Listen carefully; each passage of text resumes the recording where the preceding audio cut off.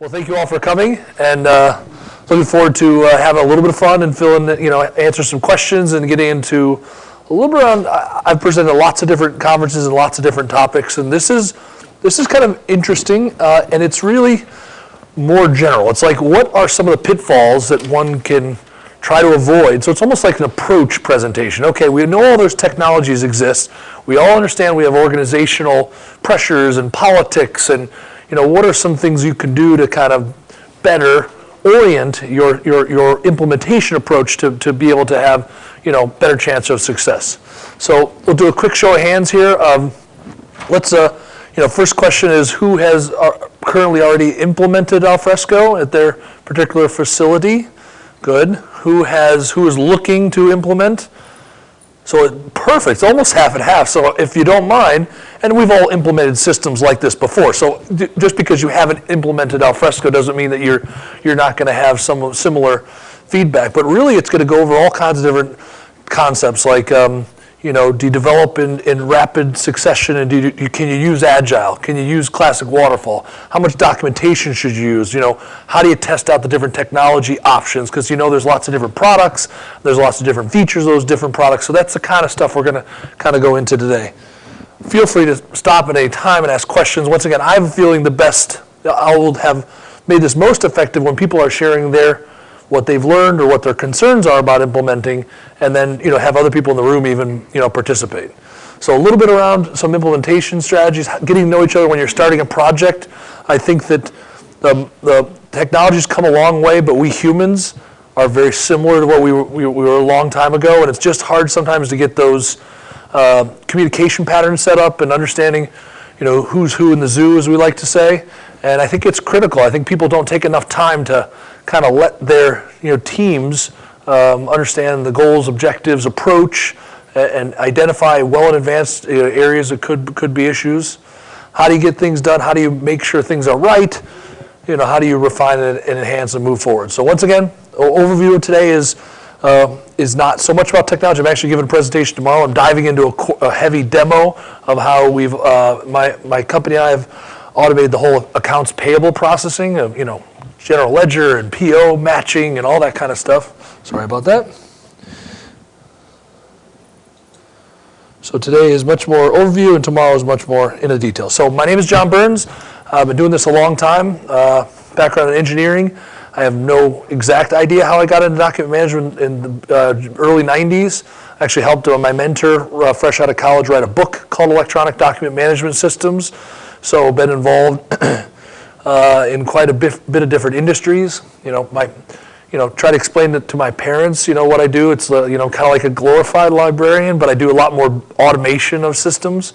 But they just like the fact that it's kind of been a neat run, because almost every industry has the need for content management, for business process automation. So everywhere from, we'll give you a slide of Home Depot supply to the White House, and that's actually what I want to do. And I prepared like 10 case studies of different examples of working in both government and in insurance and in banking and some of the challenges. But you want to be careful about naming what other people have done super well or what they haven't done well. So I'll try to weave some of those use cases in along the way.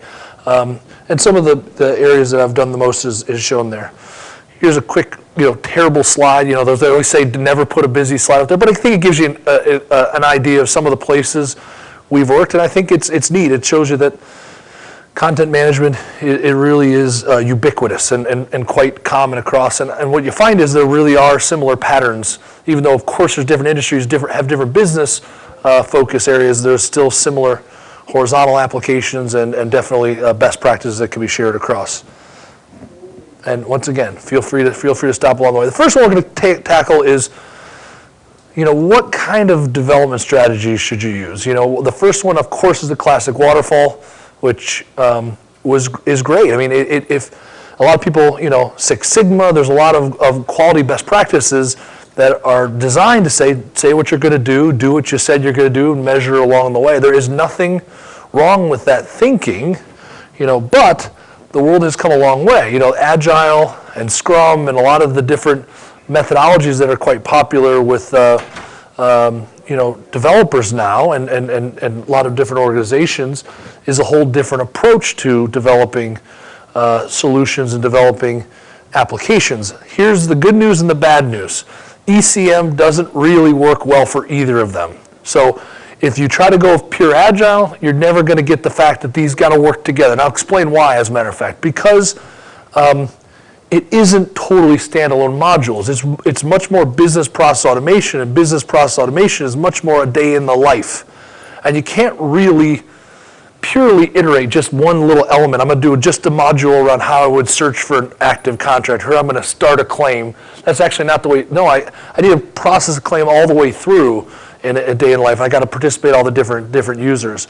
And waterfall is challenging because there are widgets. I mean, we all enjoyed seeing all the different products, but there's lots of different feature functions that exist in Alfresco and in ECM in general, and you won't exactly know which technology you want to use and how you want to use it until you prototype it and get it going.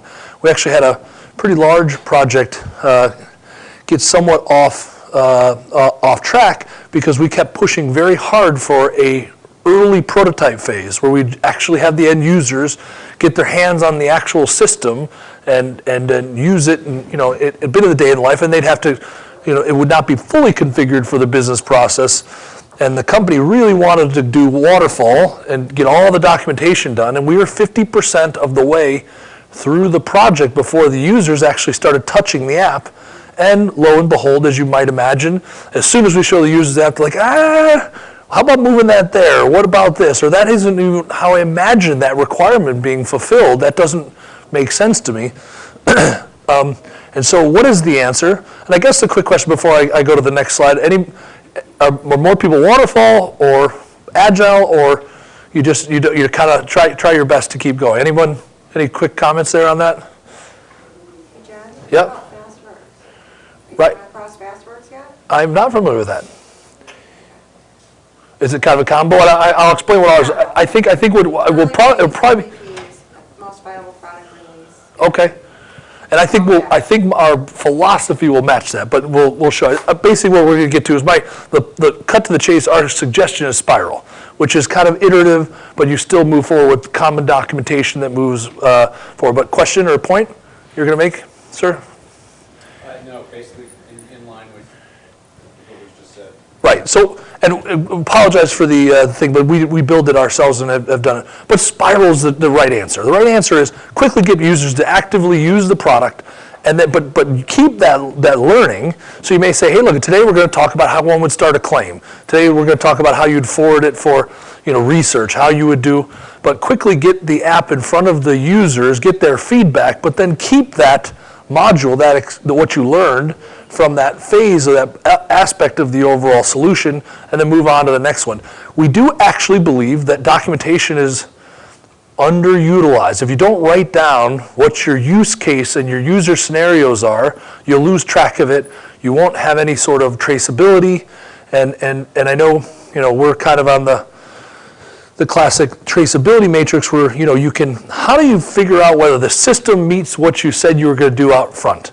And you have to have some sort of way of tracing that. And the trick is you tie requirements to use cases to scenarios, and scenarios can actually turn into your training plans, the day in the life. A user scenario will be a user needs to start a claim, needs to create a contract, needs to be able to, and you can obviously work your way through. Tie the technology and the training and the testing plan back to those same common use cases and user scenarios, and you're off to a great start.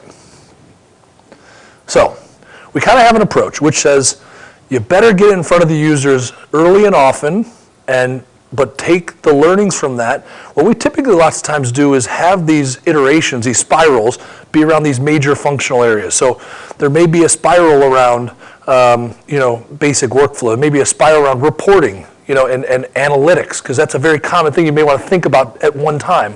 What are all the reports we want to run across this? Maybe there's a spiral loop on integrations and how you would actually expand the content outside. So once again, we have our approach, which says get in front of the user quite often. Use documentation, lightweight documentation that you can add to each along the way that kind of documents how you're going to map the requirements through use cases, through the design into the thing. So now let's talk about some best practices in terms of when you're actually building the system. Obviously, we all know it's important to have executive sponsorship, but I can't tell you how frequently this is the number one reason why an ECM project fails, because it's going to take a small amount of change in behavior or some change in actual end user behavior, and if the executives aren't pushing this as a mandate, then it doesn't get very far. I mean, I've also done a lot of best practices in records management, and records is even worse than document management or or ECM, because it's even more of a mental challenge for users to want to do it in the first place. Like, I don't care about records management, so if your executives aren't kind of encouraging this as best practices for the organization, then you're not going to get very far. Obviously, work groups are critical. I think it's neat to have, the classic example of having IT and business, switching teams and all being actively involved, identifying subject matter experts is critical, that you have a team that can kind of collaborate their way through requirements and design and the scenario development. And then in the case of records, a lot of people forget you got to have legal in there and you got to have compliance in there.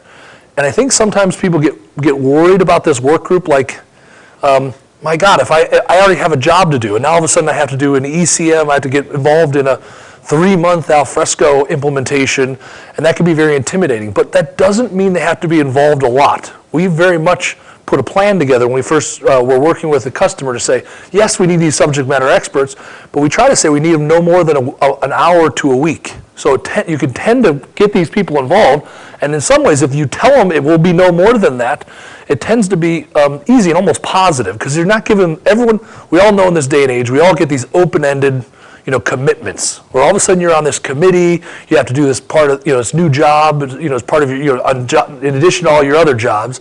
And so, I think the trick to a work group is clearly and carefully limiting how much they have to be involved. And you find psychologically that tends to really help, because people aren't as,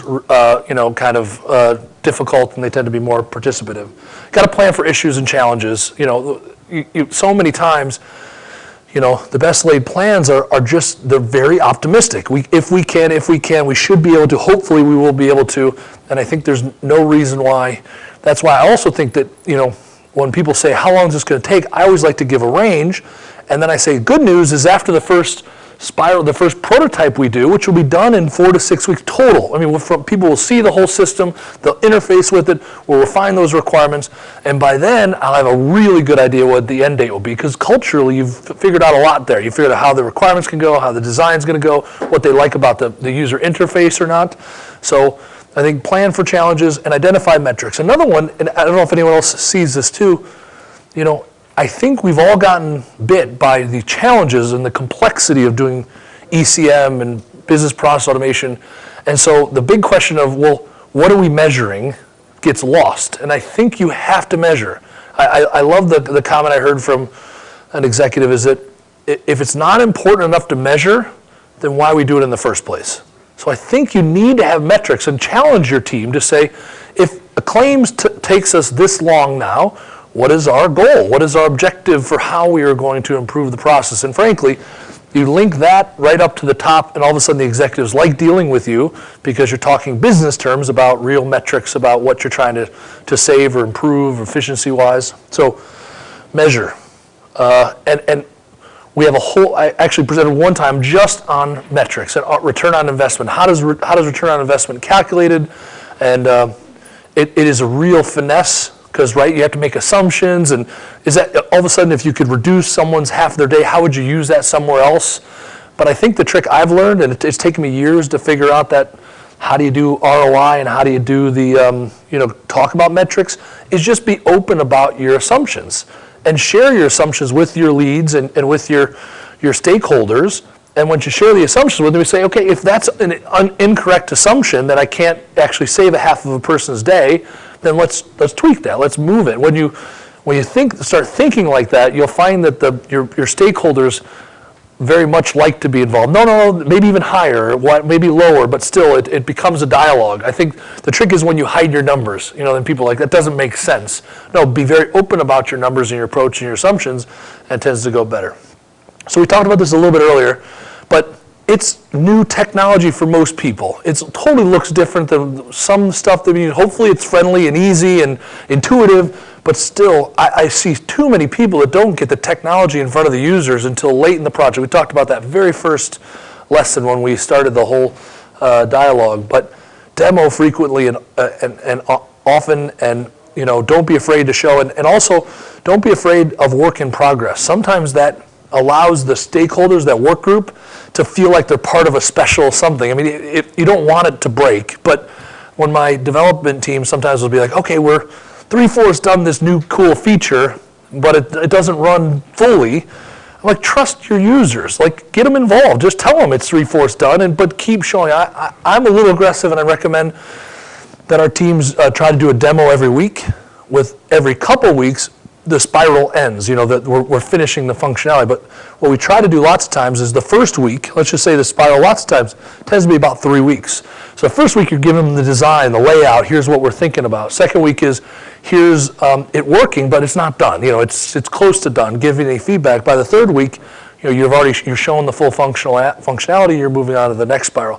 What we like to do then is that you're kind of getting it's also a great way to get a final sign-off, because you can also say, okay, good, this is the way we're going to kick off a new contracts process. And so anything you guys think you want to do differently, and you give them through the next half of the next spiral to give you any final feedback. If not, you say, okay, guys, we're done that set of requirements. Which, anyone else have challenges with trying to get people to stop bringing up new requirements? No better way than to right through a demo. What you saw is what you're going to get. So if there's any issues, feel free now to speak now or forever hold your peace. So, and do the goals and objectives as you're doing the solution. We talked about that. Tie goals and objectives to metrics, to ROI, and then document requirements in context of processes. And once again, I had a whole separate talk on that. But does that make sense to people? If it might be, in addition to spiral, right? Hopefully you take that approach away. The second most important thing I may suggest here, it's one thing that I've had to learn over and over and over, it's been really saved us in a number of implementations, is how do you get requirements and how do you validate requirements? It's through use cases and user scenarios. If that's the only other takeaway you take, map your requirements and your design, they meet in the middle at use cases and user scenarios. If you have screenshots that show kind of a storyboard, and then you have the flow of what actually happens, and you're good to go. Of course, refine as you go. Be willing to kind of keep the window of requirements gathering and design through these iterations and through the spiral, and then obviously integrations are pretty important as you go along. I don't know if people have philosophies on integrations, because of course that's another dirty word sometimes, but we believe that contextually an ECM and a business process automation system is exponentially more valuable when you can pull data from your either data systems of record or content system of records, and to present the user contextually with a decision. Let's say a claim, I'm going with claims, we've done so many different processes, but let's just say there's a claims for approval. It'd be nice to have the history, the email threads between the claimant and insurance company and the individual. It'd be nice to have the pictures of the accident or from the mobile upload. It could have pulled the data of their history from your financial system, their policy data, and I think the real goal is to present the right information to the right people in the right context so they can make an informed decision, right? Because that's the challenge with systems now, is I have to go over here to look for this, then I have to go over here to look for this, but I've got to keep the context in my head to understand why I'm doing that, because I need to see the history of this person to know whether I'm going to approve a claim or not. So there's an example, I think, of how integrations are critical, and I think you integrate to present the best set of data to a human to make the best decision they can. It's a kind of almost like a good question. Why do we integrate? And I think I would say that. So we talked about user scenarios. It is tough sometimes to say, well, what's the spirit of a requirement? Obviously, user scenarios can help in that dialogue to talk about, well, we're not going to just talk about how we're processing a claim. We're going to do it by going to the hybrid external portal is where the counterparty is going to upload their pictures and their photos, and they're going to give their status. So the scenarios help you meet in the middle to talk about kind of how you're doing. I think promotion's pretty important. I think we've always used the work group, the subject matter expert group, to be champions within their individual departments. And obviously it's ideal if they become the trainers and they do the training inside of their environment. Then also what's nice about that is they also become the power users that then when the system is up and live and someone has a question, they can ask the person that was on the committee, that was on the work group, that gave access to the system. But it's, there is definitely resistance to change, and I think promotion and making sure people are aware it's coming and kind of selling the features and some of the benefits is pretty critical along the way. And obviously that can be campaigning or in different areas. Obviously, refine and enhance. One of the greatest things, once again, hopefully these are all little points. And once again, this is not, we're hardcore the technology, we're in best practices over doing these for a long, long time. Who here plans when they do a project for a .1 release? And does anyone even know what I'm talking about? So the concept of saying, okay, you want me to build you a contract system, got it. And we're going to do these 4 iterations and we're going to go live. I almost always a little bit like when I say if we don't do a prototype early, really early, we're going to be, it's a flag for me that says that we're not going to be successful. A similar flag is we got to plan for a .1 release. We all know that .1 means it's just a refinement on the major release. But once you go live or get it out in front of the group, there's just going to be something that group of stakeholders didn't plan for. And what a brilliant move to keep a 20% contingency-ish. It's not a contingency, you actually plan that you're going to do. And if God willing, all you do is make them some prettier reports and improve the analytics and clean a couple buttons up, good for you. But sometimes it takes some pressure off of your development team, your SME team, even your stakeholders when you say, look, we're going to get this thing out. It's going to be fully function complete, but we're planning for a .1 release, for 1 month after. So you don't make it an open-ended. And the danger to that is I wouldn't tell most of the actual rank and file. It's more an executive, because the developers may start thinking, I could get that in the .1 release. So just, I think a point to make is that, you never know all the feedback until it's actually live. And one of the neat tricks we've done is to get work with our customers to believe that a quick release right after sometimes can be wonderful for goodwill to your end users, and also save you in some cases when you barely miss the mark on certain important functional requirements. Refine requirements. Once again, we think a static requirements document is not the right way to go. We think that requirements should be documented in the form of use cases, in the form of generally I need to be able to do these kinds of things, because that. Set expectations of, and I think once again these frequent demos is a great way to kind of keep the expectations in line, because there's the gap between what they're going to get and what their initial dreams or thoughts of what they were going to get. You can kind of have frequent checkpoints, and then you always get more user buy-in. Another one that's also kind of smart is sometimes to think about the series of projects. Ideally, that's what the power of ECM is that you can get one platform and one set of tools in place and then do all this different stuff across your organization. Sometimes it's neat to have that very much involved work group, then you have the stakeholder team. Sometimes it's a neat idea to have the stakeholder team from the 2 or 3 groups that you're planning to implement ECM for, be involved and almost audit the earlier projects so they get familiarity with how it's going and be able to sit in on. So you think the work group is going to be almost every week, right? They're going to do that meeting every week for a couple hours. They review the demo, they review the next set of requirements coming up, they review the scenarios. And think of the steering committee, which is the executives and whatnot. That's probably once a month, where they're meeting, and you just have a couple hour meeting similar. You show them the latest demo and you show them the plan of what you still have to do and what the new iterations are going to entail. Good idea possibly to think about the future groups that you're talking about being involved with, being in that steering committee meeting once a month. There's a lot more to it, of course, as you well know. UAT and training, migration governance, and then obviously thinking about other solutions, and we have a little more on all that.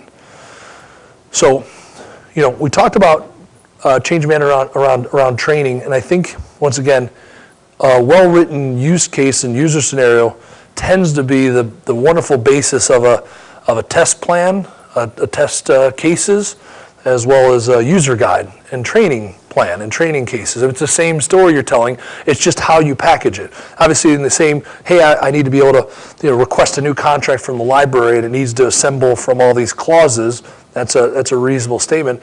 But the only difference between the user guide and the test plan is the test case will actually have sample files, expected output, and a yes/no checkbox. But it's really the same step that one would go through, regardless of whether or not you're training or you're an end user or you're testing.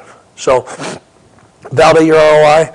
It's tough. You're definitely going to be estimating. You put all these assumptions in, then you got to test your assumptions at the end.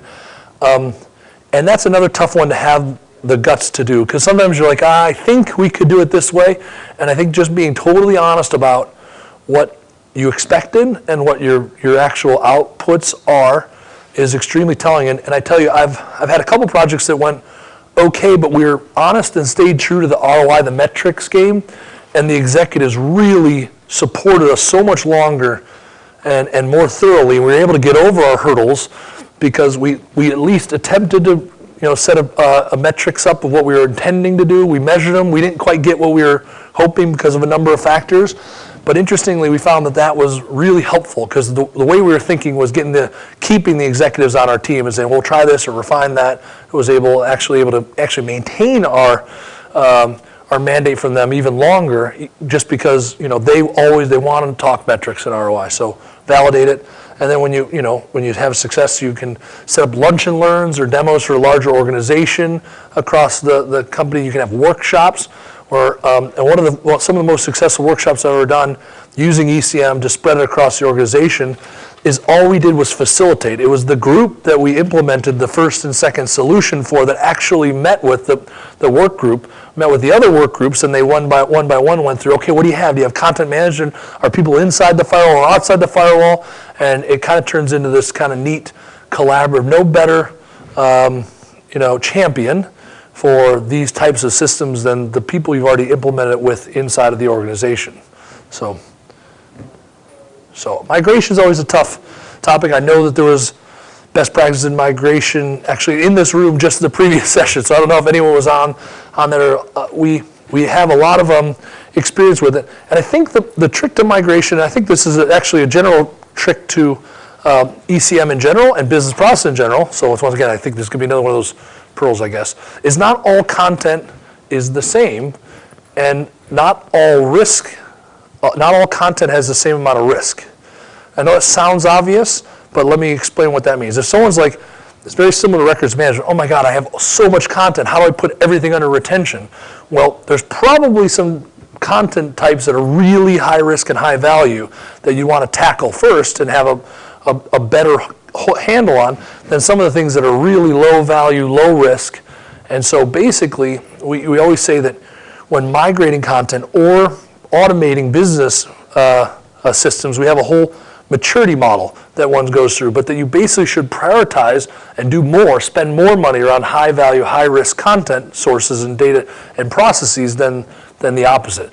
Conceptually, more automation and more refined data types and more refined reporting, more refined metrics up in the upper right-hand quadrant, and big buckets, general ECM for everything that's down in the lower left-hand quadrant. So people just need a better file store and they want some simple, lightweight workflow capabilities. Absolutely do that, but then there will be other apps inside of your overall portfolio that you're going to want to have a lot more specificity. So once you're going and you're live, I think a governance committee is fantastic because it helps you integrate ECM and the best practices around search and retrieval and business process automation and records management, all those wonderful topics that you would want to keep evergreen inside of your organization through a governance committee. I've actually been very pleased and seen a huge range of differential on where ECM and where records lots of times fits in the overall organizational governance model. Is it under IT? Is it under the CFO? Is it under legal? I've seen almost everything you can imagine is under the business units. And I don't know that there's an answer of that any one of those is wrong, as long as it has an audience at the executive tier, and obviously it is taken as an important of a standard as information security or privacy. Those are committees that are just as important as ECM and business process automation.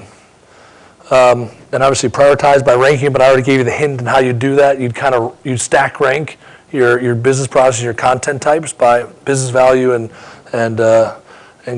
security risk.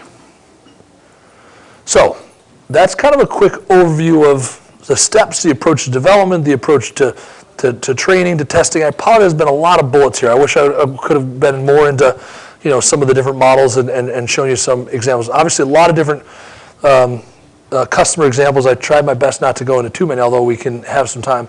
And I guess one of the other things that I would want to highlight is that building things from scratch is tough sledding. It takes a lot longer than having a number of solutions that have done that quite a bit. We realized 10 years ago that we were starting to do a lot of the similar stuff for similar customers, and it made sense for us to kind of turn those similar, implementation models into a framework, something we can reuse over and over and over and put them into demos. And this is some of the example of some of the solutions that we have created. Kind of a neat story about Alfresco is that they've been extremely supportive of their partner ecosystem, and there are a couple different projects we're working on with other Alfresco partners that just are aware that we're particularly good at accounts payable, or we're particularly good at contracts management, or we have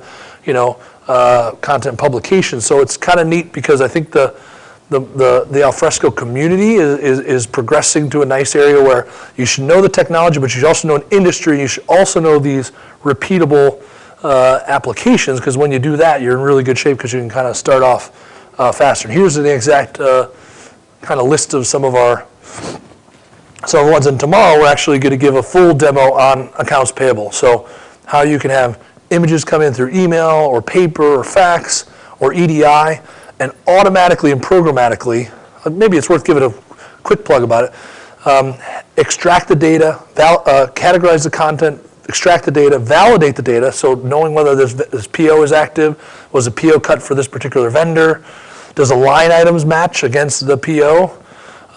We have an example where, and I'll go into it more tomorrow, but Home Depot Supply processes over 100,000 invoices a day, and they had about 240 people in a room, just had to do all the obvious things like pulling the data off, checking the PO tables, checking to see if they received the material. By the time we were done, they only had about 40 people processing very specific exceptions. We don't understand the vendor or new vendor setup, or we have an issue with shipping. 93% of those invoices now don't touch a human at all and get paid for processing. They basically are realizing something like a $3 million a year savings from the people they're able to kind of move to different roles, as well as even managing their cash flow, because they're able to basically, it's pretty crazy, because when you do all this automation, you learn all the rules. Like if I was ever a vendor for Home Depot, I know exactly the thresholds, how much I could overcharge and what the rules would be. But we set up all this automation where they paid it only when the last minute they could pay. So we authorize a lot of stuff that helped their cash flow as well. So it's just an example of how I think when you get a good ECM like Alfresco, but then start building these applications on top, you can really get the maximum bang for your buck, because you still have all that search and reuse and records control and compliance behind the scenes while using one platform for a number of different applications. So I know it's kind of high level, and we're just talking about best practices. Do people want to share some examples or anything you'd kind of question or want me to go further into on? And want to share an example of go ahead, of an issue? More of a question. I'm curious where you think the boundary of ECM should stop, where other specialized tools, ERP systems, personal management, et cetera. It's such an amazing question. and we haven't set this one up though, so I'm sure we did not set it. I think that's the biggest challenge and the biggest opportunity though. There's a new Gartner report coming out that we're participating in. Actually, they're profiling our contracts management app, and they're calling this era that we're in the postmodern. Once again, they come up with these names, but still, I thought it was clever. Postmodern ERP, and what they're basically saying is that if you've ever seen the Forrester thing on smart apps, it's very similar to what a lot of the thinking is around Alfresco, which is great, and some of our stuff. Basically, the limits of a data model, a data structured ERP, like SAP, gets very hard when it gets to people and process, and content, and multi format content, like an invoice. For years, the big ERPs have tried to have AP automation built in, and they do. They can create a voucher, they can put line item data in, all the data is fine. The problem is, how do I get this stupid image, piece of paper, digitized and validated and put in the system, and then, oh, by the way, we're having problems with this vendor, so all these vendors now need to be approved by the CFO, but there's a human aspect to it. So what I think that we typically say is if it's multi-channel content, and there's a lot of human collaboration and human involvement, that it's an excellent. So everything that has, so claims processing, contracts management, AP, there's a lot of content-centric workflows that are best suited. Now, where ECM falls down, so I'm telling the positive side. Now, where ECM is problematic is if the business process is really about data. If it's just about data and forms and people, and the people isn't really dynamic, like someone needs to be approved to get access to a particular module, it's a pretty easy question. There really isn't any forms necessary, it's data. I have gotten ourselves caught in a couple times where they say there's content related to it, but you're a week into it, you're on your first round of prototyping, you realize this is just data for data's sake, and there's really not humans involved, there's not really content involved. And then I start saying, I'm not saying the system can't do it, there could be better ways to do it without having it. Where ECMs are strong is when users and dynamic process and multi-format content all has to work together. So if any one of those, as you move further and further away from those three being present, the less probably optimal ECM. Is that an answer, or is that too weak? Pretty good. Okay. Other questions or thoughts? Yes? My question is kind of on how you dice the elephant. With your spiral methodology, when you go into a company, and how do you prioritize how much is in that first iteration? Are you trying to go over the whole plan for the whole organization, or are we going to focus on one division of the organization, and then other divisions will be added and set the spiral? You hit a wonderful question again, almost perfectly brought up. It really is a great question. Here's the way I heard this new term. I was on a video game, so trust me, I'll get there. But I was on this video game, and I was kind of I was struggling with this exact problem where everyone's like, give me the roadmap for the next 5 years. And I was like, God, it's so difficult to predict, because I don't even know how the first product, I know I can get it done, but it's how the users adopt it. And do they want it more sophisticated, more automated, or less, just they want to do it more manually? But so it's so hard to predict that far out. And I heard this term in a video game concept called the fog of war, where you can only see what you can see, and everything else further out gets foggier. You can't quite tell what's going on. And what we like to do is plan a 2-quarter detailed plan and a 2-year, a lot less detail, half the detail. And then the 5-year plan is even half the detail of your 2-year plan. So what you can do is put together a real fuzzy look at what you're trying to do over the next 5 years, with a little bit more refined view of which business departments you're going to go after. Are you going to put records in right away? Are you just going to are you just doing content management? Are you going to migrate some of your legacy systems in? All of that is more in your 2-year plan. And then you put a 6-month plan together. And I'll be very specific. If you're doing projects that are longer than 6 months, I would recommend not. I mean, there's no reason why you can't get these things shorter. ECM is getting more. So 6 months should be how I'm going to get this first project done and get on to my second project. But now how much feature functions go in, that's a whole nother situation. I am wary of both ends of the spectrum. When someone's like, I got to automate I don't want a human being to touch this, not great. Because you're going to spend a lot of time automating and coding or configuring, whatever you're going to call, to make that work. When someone says, I really just want a repository, I'm actually just as nervous when they say that.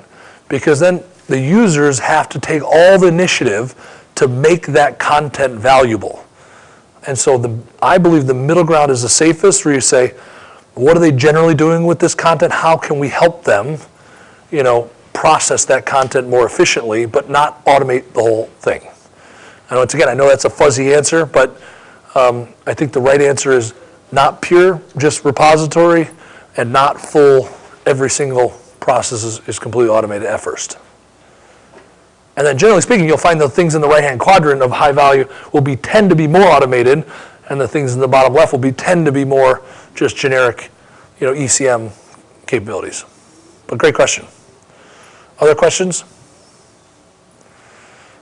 Any great story of how one's done, or any tip or trick that people have done with implementing Alfresco? I know that half the group have implemented Alfresco. Anything in there you think I hadn't added, or something that kind of worked neat for you guys in terms of a steering committee or executive buy-in or technology approach?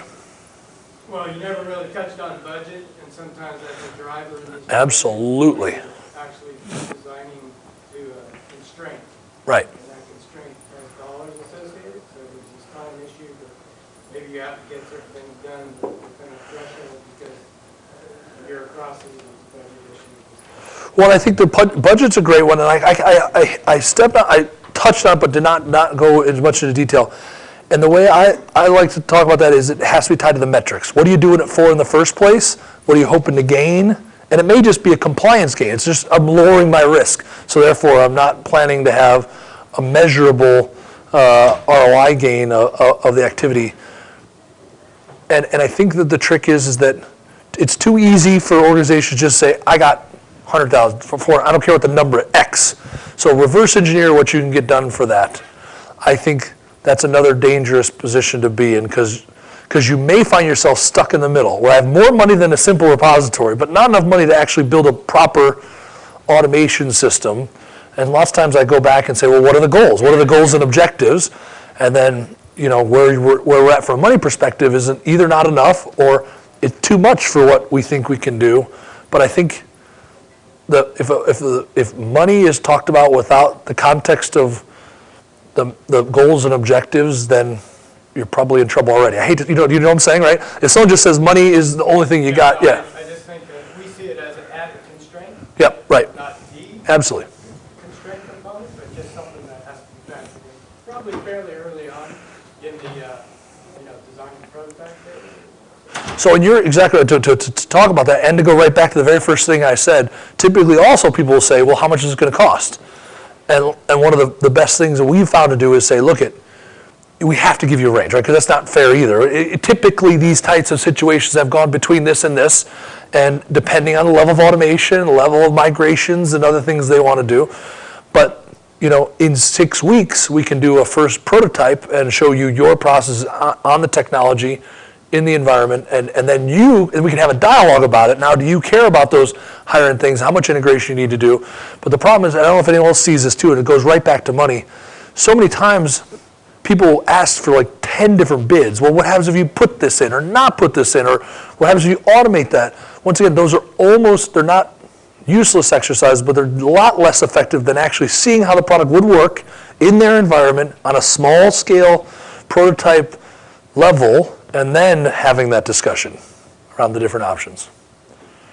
Tough sometimes to do though, right? Sometimes people, how do I trust you to just do 6 weeks when we need, when we don't know how big the elephant's going to be at. No one really wants to throw away. Right. In other words, they want to get to a prototype, and then there's a decision point that they like to save. Right. Save where you're at. Well, ideally, if you do the right prototype, it's not a piece of its throwaway code, because it's your first spiral. Yeah. And by the way, your first spiral is a wider spiral. You're purposely trying to prototype as much as you can to show as much of the use cases so that they get a feel for the different days in the life. So you may have a lot less functionality, but you're kind of covering what the different users would see in general when they come in. So you're right there. But good point on the money side. Other questions or points? I do have actually one more. Yep, go. You said that earlier that not all content should be under record management, which I agree with to an extent, but shouldn't we have some sort of state model that goes within each document and content? Absolutely. And So. that Alfresco doesn't have a state model. Absolutely. So every document should be managed. Not every document's a record. And every document should have a disposition schedule, a plan, but it doesn't necessarily have to be a records organized and controlled through a thing. One of the things, and I know I apologize in advance, but one of the jobs I ended up getting was helping with email archiving and records management for the White House. But unfortunately, it was during the Bush administration when all the emails were lost. So some other time over beer, I can explain that they were not lost. But it was really just tough to talk about.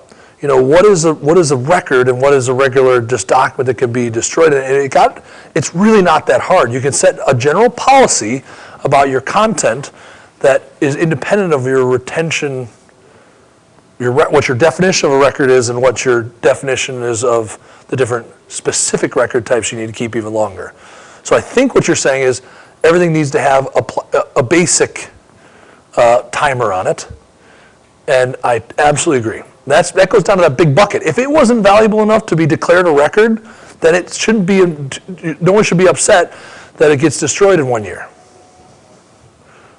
But if it is important enough, it should be in a business process that automatically declares it as a record and stores it properly. So I've gotten some people very much like that, and some people very much don't like it. But you can still put the time frames out there very long. So just answer your question, or you have other thoughts on that? I think it's fine. I mean, I'm drawing so many parallels. I think that a record versus a document with an organization. My company tends to be very strict on it. Everything that's ever thought of is IP, so it should be treated as a record. So, I mean, they're just a little bit too strict, I think, on that concept. So that's the challenging part. And the trick with that, because I've once again I've done a lot of that, is to say you have your thought. You're thinking about what your company wants to do. I don't care whatever it is. I'm designing something. You can. What eventually you say is I'm going to have an output from that. There's going to be a decision. There's going to be some sort of document, and you can treat all the other stuff as working documents. As a different retention policy allows you to kind of move along. But you are in a tough spot. People that say that. That's one of the, because all records management starts from a definition, and it's not the same by organization to organization. You had to decide what a record means in your organization. Sounds like and everything derives from this, so it sounds like you got it's almost like I'd see that one and be like, oh gosh, there's going to be challenges. So I understand. Other questions or thoughts? Well, good luck. Thank you very much for coming. Enjoy the rest of your thing. Thank you.